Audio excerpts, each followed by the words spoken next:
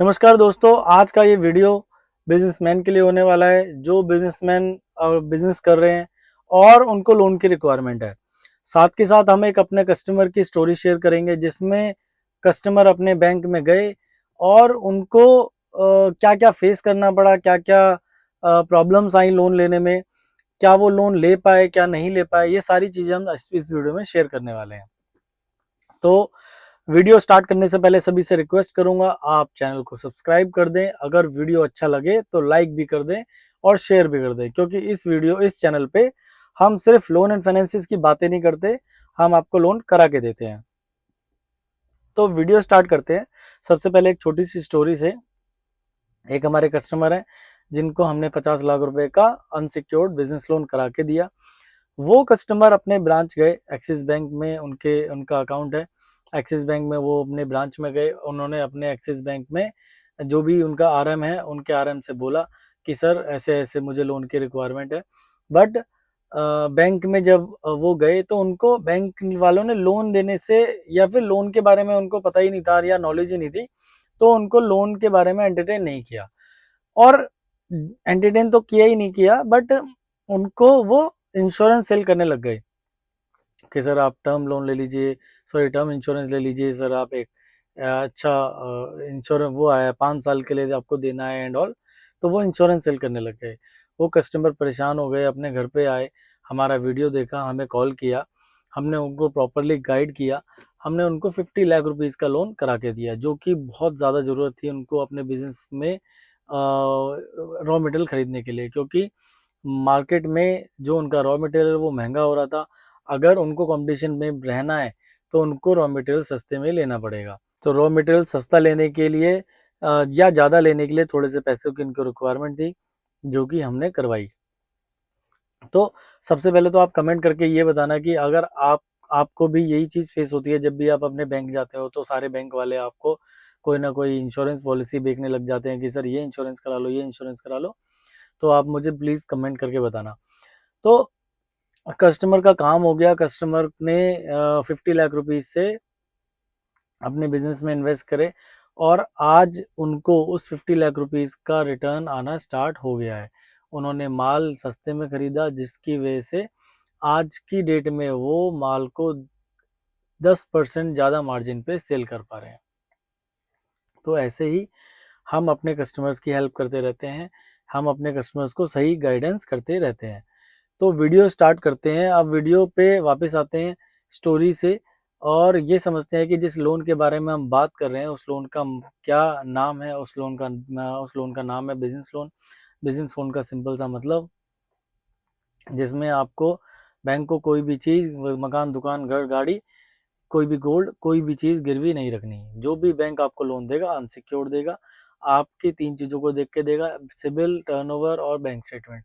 CIBIL का simple सा मतलब ये होता है कि आपका जो सिबिल है वो कितना है, कितना अच्छा है, कितना बेकार है, जो आपने लोन लिए वो आपने आज तक कैसे चलाए। 750 से अबव अगर सिबिल आपका है तो बहुत अच्छा माना जाता है। इसका मतलब आपने जो भी आप आज तक लोन चलाए हैं उसमें कभी कोई दिक्कत नहीं करी।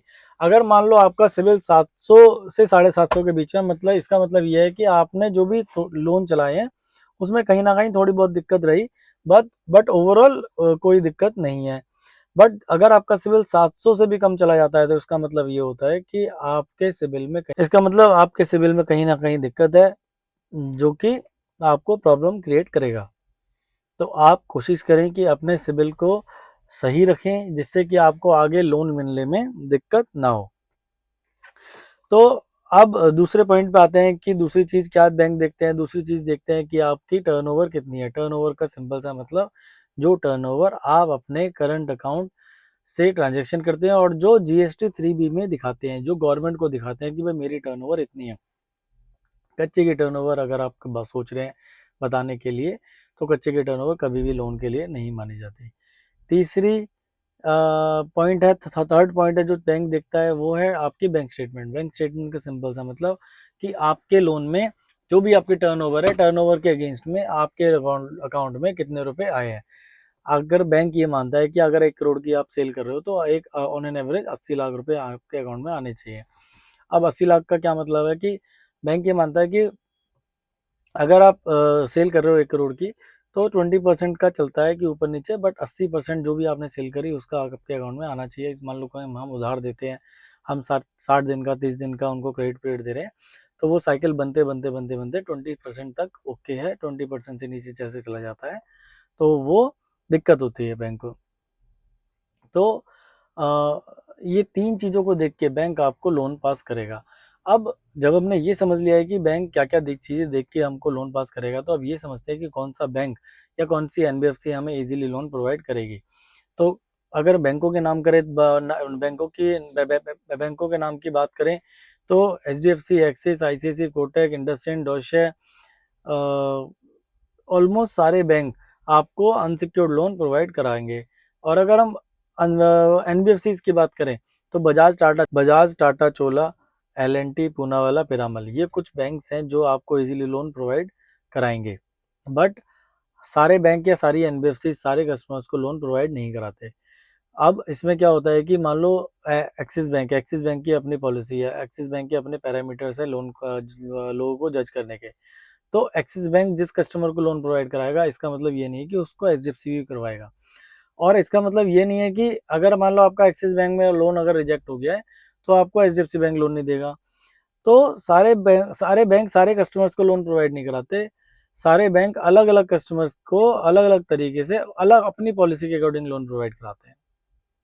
तो आपको अगर लोन की रिक्वायरमेंट है, तो आप क्या कर सकते हैं, आप स्क्रीन भी दिए नंबरों पे कॉल करो। हम क्या करते हैं, पहले आपकी फ़ाइल खुद मंगाते हैं, पहले अपने पास मंगाते हैं, उस फाइल को पूरा जज करते हैं, पूरा समझते हैं कि आपकी क्या टर्नओवर है, क्या आपके लोन चल रहे हैं, कितने लोन चल रहे हैं, कितनी ईएमआई आप दे रहे हैं, कब से आप ईएमआई दे रहे हैं, क्या आपकी क्या जो आपका इनकम फ्लो है वो क्या है।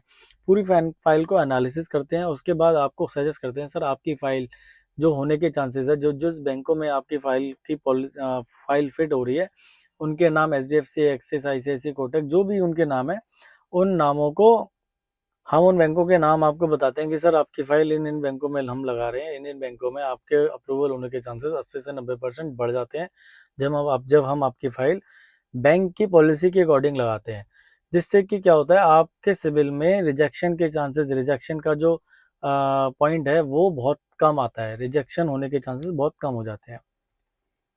तो आपको क्या करना है, आपको स्क्रीन पे दिए नंबरों पे कॉल करना है, और आपको हमें अपनी प्रोफाइल बतानी है, आप किस चीज़ का बिजनेस करते हैं, कैसे करते हैं, क्या आपकी टर्नओवर है, कितने नंबर ऑफ लोन आप चला रहे हैं, कितनी ईएमआई आप दे रहे हैं। ये सारी चीज़ों को जब हम आप बताते हैं, तो हम एक सॉफ्ट अप्रूवल आपको प्रोवाइड करा देते हैं कि सर आपका लोन इस बैंक से अप्रूव हो सकता है। और जिससे क्या होता है कि जिससे आपके अप्रूवल होने के चांसेस 80 से 90% बढ़ जाते हैं। तो आपको हमारी service pan India service available है। पैन इंडिया, आप दिल्ली से हैं, मुंबई से, चेन्नई से, कोलकाता से हैं, आप हरियाणा से हैं, आप उत्तर प्रदेश से हैं, आप कानपुर से हैं, रोहतक से हैं, आप जिस भी जिले, जिस भी शहर, जिस भी मोहल्ले से हैं, आपको लोन उसी जगह से कराया जाएगा। आपकी टर्नओवर 1 करोड़ है, आपकी टर्नओवर 10 करोड़ है, आपकी टर्नओवर 100 करोड़ है। हम आपकी फ़ाइल को पहले रीड करेंगे, आपकी फ़ाइल के अकॉर्डिंग आपको गाइड करेंगे कि आपकी फ़ाइल का जो कस्टमर है, आपकी जो टर्नओवर है, ये हम आपको गाइड करेंगे कि सर ये आपकी फ़ाइल इस बैंक में अप्रूव होने के चांसेस 80 से 90% ज़्यादा हैं इस बैंक में, बाकी बैंकों के बजाय।